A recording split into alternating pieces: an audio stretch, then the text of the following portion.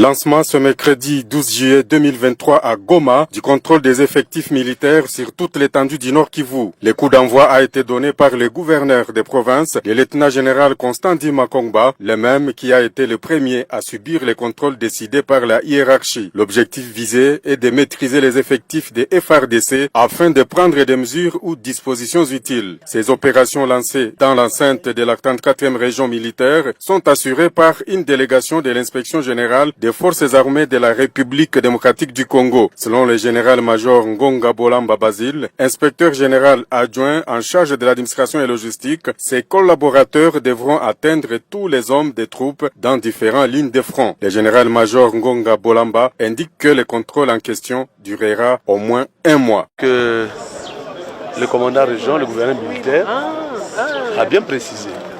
C'est-à-dire notre mission, c'est une mission de contrôle. Nous devons au moins maîtriser les effectifs de l'armée par ce système, par ce nouveau système technique, avec de nouveaux matériels qui vont servir à ce qu'on puisse identifier les hommes. Oui, le message que je peux adresser aux hommes de troupes, c'est de faire confiance à l'inspection générale qui est en train de faire un travail pour notre intérêt tous. Et je voudrais que les militaires sachent, parce qu'il y a trop de bruit, les gens disent l'argent est bloqué par l'inspecteur général ou l'inspectorat général, ou soit non. L'inspecteur général ne bloque pas l'argent. On fait les rapports des gens qu'on a vus. Si on ne vous a pas vu, on ne vous a pas vu. On dit non vu. Et à ce moment, quand on fait les rapports au ministère de la Défense, on dit nous avons trouvé 5. Il y a 2 non-vus, ceux-là, on déclare, on ne les a pas vus.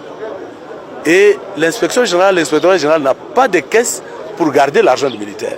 Il faut dire qu'à l'issue de ces contrôles physiques des effectifs, de nouvelles cartes biométriques seront remises aux militaires. Signalons que le gouverneur a saisi l'occasion pour animer une parade au cours de laquelle il a rappelé le respect des règlements militaires.